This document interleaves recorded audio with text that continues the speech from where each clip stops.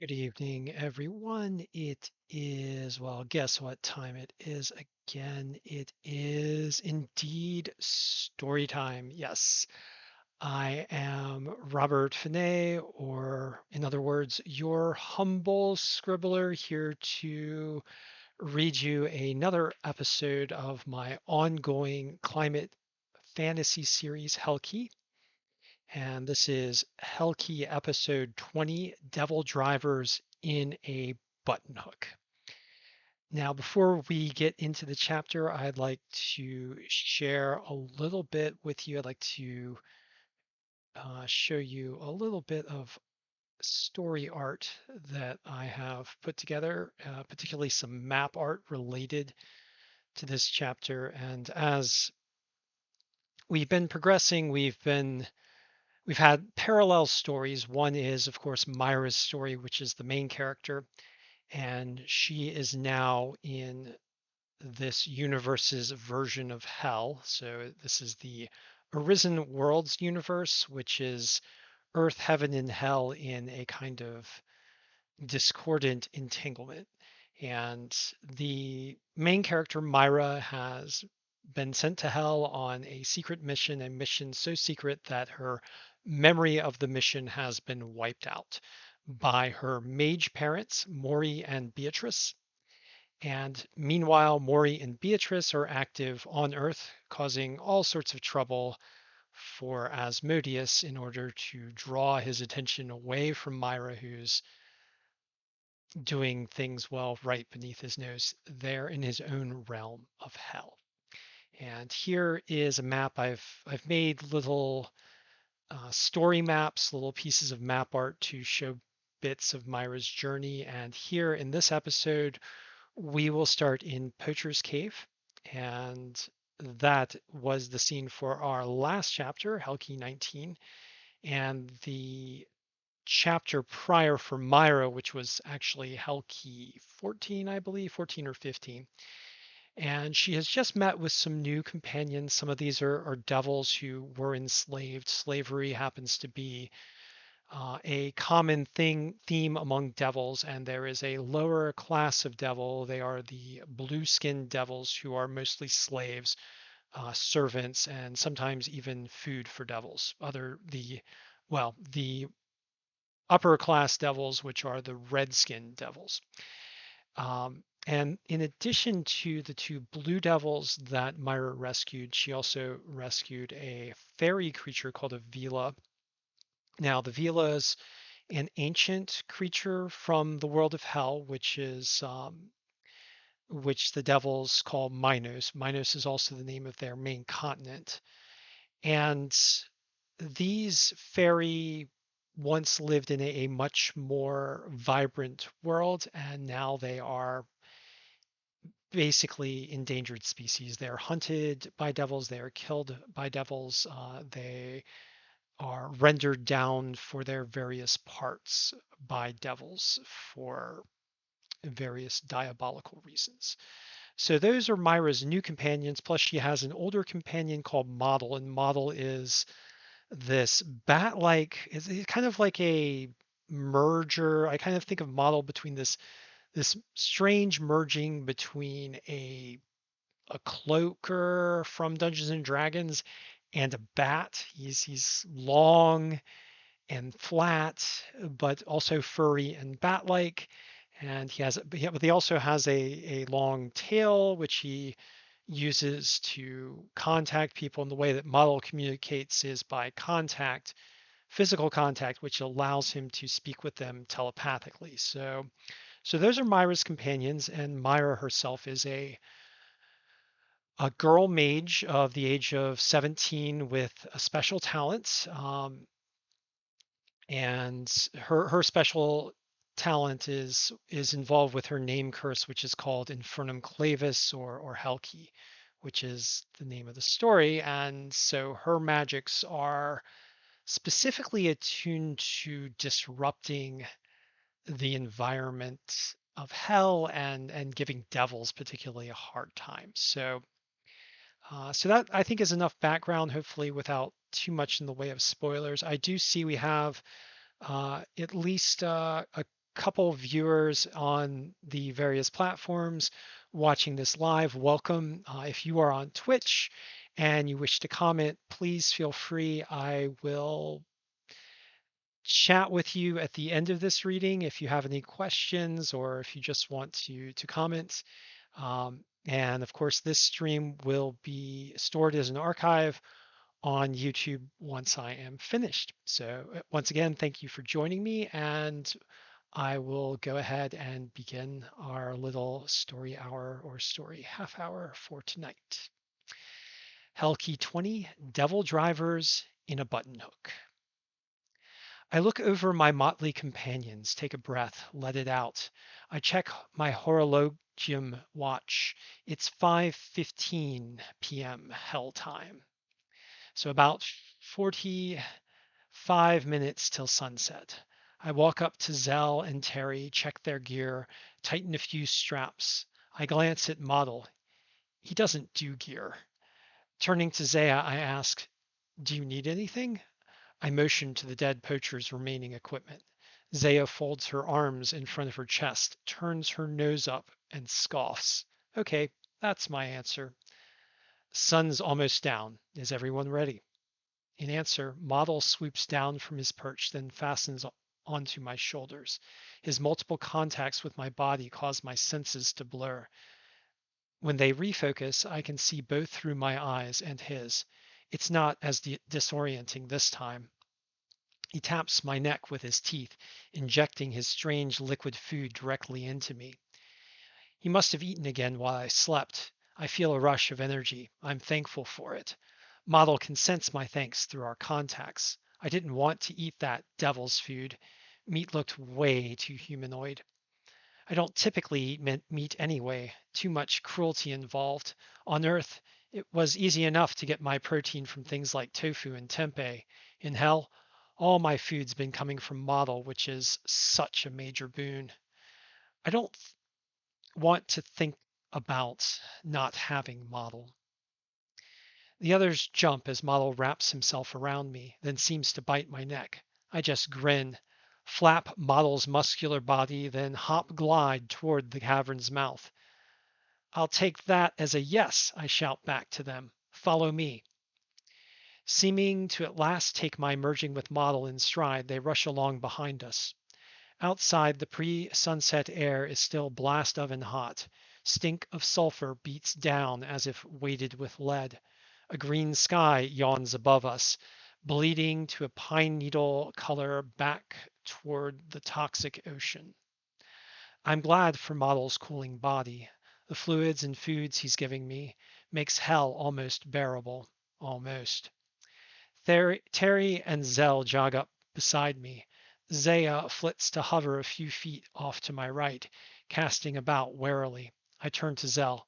First things first. How do we best track Cyda? Zell nods, kneels down. Terry joins him. Together they scan the ground. The canyon floor is covered in broken rock and sand. I can see numerous footprints tracking between the cavern mouth and a trail winding down the canyon. To me, they all look the same. Zell points to a set of tracks leading off to the left, toward the canyon wall. Those are Cyda's tracks. He's barefoot. His claw marks give him away. I feel a little tinge of regret. Zell and Terry both have shoes now. Their companion ran off, maybe out of fear, maybe out of opportunistic greed. Whatever the case, the poor guy is running around hell in his bare feet. I don't know why this makes me feel sympathetic. I glance down at my combat boots and am damn glad for them. We follow the tracks to the cavern wall. There's a natural stair made up of sandstone and gravel. He scrambles up it, then continues on into the hilly, sandy lands surrounding Knife Lake. An orange-red sun plunges down behind the distant shape of Overseer Tower. Its crooked form wavers in a heat mirage, making it look like a serpent slithering up into the sky of dusk. Despite a distance of at least 20 miles separating us from Overseer Tower, I still feel exposed, as if the eyes of some lookout are already tracing our steps. I'm pretty sure my fear is baseless, but Zell and Terry seem to shrink from the tower. Once up on the hillside, it's even easier to follow Cyda's tracks. They wind down toward the huge purple and green lake, switching back and forth between hills but inexorably bending toward that ugly water. As we walk, shadows lengthen and a heat mist rises from Ninth Lake. A wind picks up at our backs, blowing the mists away from us and toward Overseer Tower. Sun is gone now, Overseer Tower shrouded in mists. With light dimming, Cyda's tracks become more difficult to follow. We slow down just to see. Zell stoops and seems to almost crawl. Zaya drops behind. She's singing softly. In response, the ground behind us susurrates and shifts. All traces of our passage vanish. That little fairy gets more amazing each time I see her do something. Nobody's going to be tracking us without some major effort, dark or no dark. We continue on in this way for about another hour. By 7 o'clock hell time, I summon Omniscientia to help. I weave a little Lux enchantment into my sensor, directing it to move in front of Zell. It glows, providing him with a dim light even as I'm able to see things about 10 times better than before. Our pace picks up, and I kick myself for not trying it sooner. I've got plenty of magic continuously filling up my energetic vessel, so I've got no excuse. We cut between two hills, avoid some nasty spike vegetation, then come to a wide open area covered in low-hanging mist. It stinks of sulfur. I suppress a gag, but my eyes widen as I notice various glowing orbs floating in among the mists. They each spill out a light and color all their own. They slowly drift, giving me the impression of bioluminescent sea life. They're wisps, Terry says, echoing my thoughts. As if by some unspoken signal, we crouch down. The place is open, full of wisps. We're suddenly on high alert. Not a moment too soon, as out of the mists explodes a giant contraption. Spewing smoke from long rows of pipes, a machine about 100 feet long crawling on 6 legs, each made of segmented metal 10 feet in diameter and 40 feet long. 2 great pincers sway in front of a gaping maw filled with jagged metal teeth. Above it is a massive swooping limb with a glowing bulb on its tip. It dips this arm repeatedly into the mists, snagging fleeing wisps, which are swallowed by the bulb. Clusters of lamps like eyes shine with a greenish glow above a metal mouth. On its back, near its head, is a platform. There I can see devils, perhaps 6, operating various mechanisms I assume control the great machine. The whole apparatus reminds me of some monstrous infernal merger between scorpion and contraption. Drivers, Zell barely whispers the word. I nod in response. The great machine continues to advance, segmented legs digging furrows in the ground, massive claws edging closer. I want to freeze, to hide, but I've got to do something. We can try to hide, then withdraw in stealth and double back and continue following Cyda. Or we can take our opportunity and attack the drivers now. The longer we wait, the more likely we'll be spotted. I blow out a soft puff of air, then nod my head. Right, I whisper, motioning for them all to lean closer. I point to the giant scorpion. This is our chance. We're going to take out that driver, Clue. We'll keep tracking Cyda after. I look at each of them in turn. They nod in agreement. This is what they signed up for. No more pussyfooting now. Good. Now listen quick. They outnumber us, but only slightly. They command a hulking machine and a shit ton more brute force. We're going to use that against them. The huge scorpion is bearing down on us. We have maybe a minute before they spot us. Warming to my subject, I continue. What we're going to do is something I learned a while back called a button hook. It was something Dad taught me while playing paintball. Great for fucking up bigger forces that have trouble reacting quickly. He said it worked against lumbering armor too. He should know. Maury's ex-military and all that jazz. Besides, the great scorpion thing had armor written all over it. Zell, you go left. Stay about 100 yards off. When you come perpendicular to its right side, I want you to shoot 8 times with your rifle at them in rapid succession. When you're done, immediately run to the rear of the machine, then wait for me. But be ready to unload with everything you've got. I make a motion with my hand, pointing him in the direction I want and toward the 9 o'clock position relative to the machine beastie. Go now, and start shooting immediately when you get into your first position. Zell dashes off.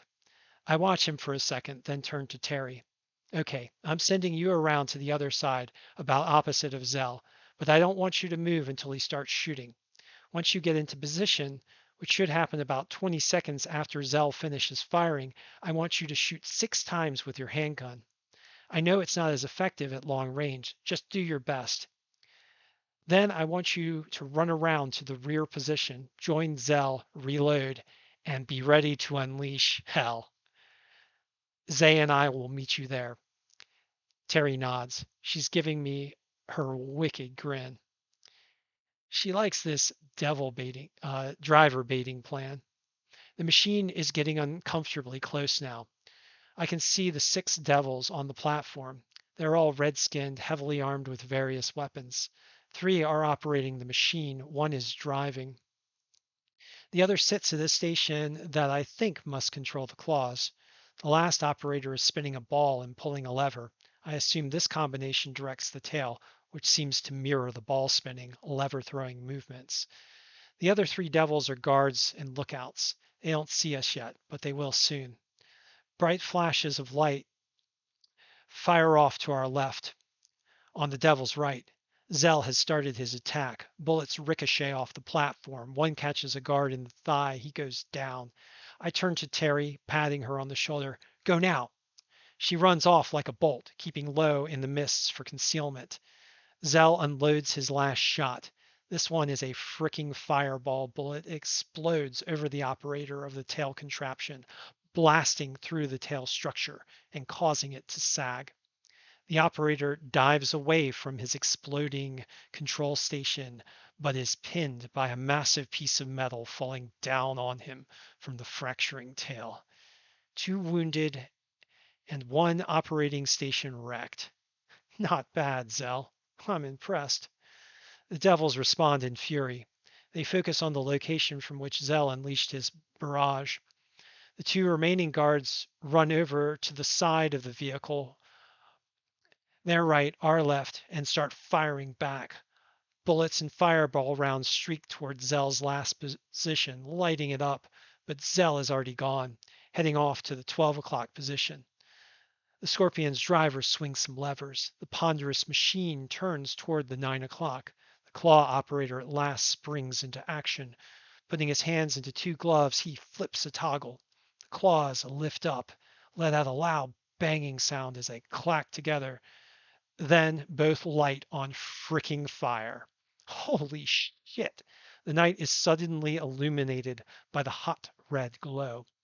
Good thing the mists are thick and they're all facing toward the 9 o'clock. The claw operator sends the massive pincers thrusting down. He rips burning furrows into the ground. Material flies into the air, all for naught. Zell is gone. I can't see him from my position. I'm glad for it. I turn to Zaya. Thought I forgot about you, didn't I? Zaya giggles and shakes her head. I can barely hear it over the din of the guards' gunshots and of the great scorpion machine venting its fury. Good. So I noticed that stuff you did with the ground to cover our tracks. Do you think you could shift the sand beneath it to cause it to sink? Oh, yes, Zaya replies. I can sink it. Maybe not bury it. Sand's not deep enough here. Good. All I need you to do is slow it down, but wait for my signal, and once you do, be ready because I'm going to need you to follow me fast. As I speak, Terry starts shooting with her massive revolver. We're about 100 yards off. Her handgun is nowhere near as accurate as Zell's rifle, and she's got only 6 shots. Nonetheless, bullets ricochet off the platform from a position directly behind them now. A final fireball shot explodes on the machine's flank, leaving a big glowing dent. No more casualties from Team Bad, but Terry sure as hell got their attention, which was all I wanted. From the Devil's perspective, they've now been hit from their present front and from their present rear. The guards don't know what to do. They don't see the first shooter. They're taking fire from a second shooter. One continues to shoot in the direction of Zell's first firing position. They're practically on top of it now. The claw operator lashes out blindly. The second guard runs to the other side of the platform to shoot at Terry. But unlike Zell, she's gone. But like Zell, she's gone. The Scorpion driver, after a brief argument with the claw operator, begins turning the machine around. They can't find Zell, and the most recent shots came from their rear. Perfect. I turn to Zaya. Now! The little fairy begins singing as I lift my hand into the air and shout out, Vexere! Verberere! I assign 2 bolts to each of the guards, 1 to the driver. The bolts streak out. The sand shifts. The great machine sinks and lurches. Claws flail into the sky. The guards again begin to shift their focus, spinning their weapons even as my glowing missiles close in on them. I can clearly hear one word shouted by a guard in Minosian. Surrounded.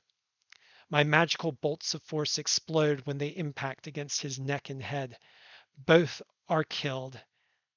Both are kill shots. The second guard is lucky. He dives flat and the bolts shred the heavy armor on his back. But he's otherwise unharmed. The final bolt blasts through the Scorpion driver's arm. He still manages to keep the Scorpion struggling along through the sand, but its mobility is now hobbled both by shifting ground and him having to operate 2 levers with 1 arm. Shots begin to fly over our heads.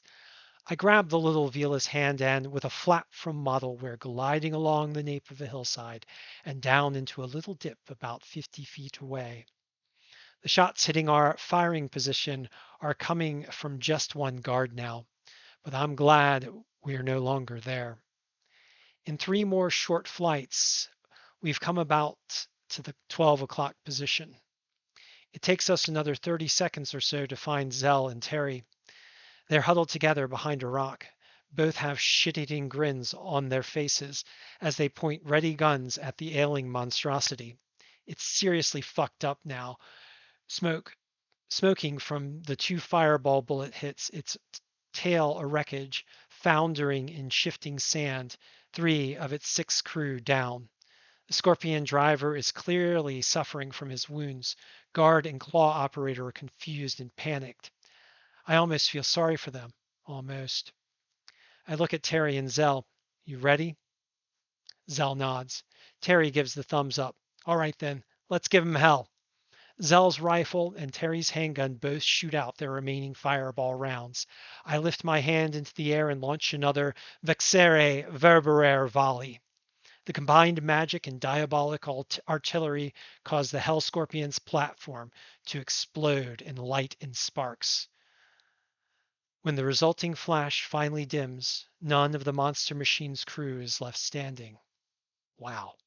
Man, did that plan work out better than expected?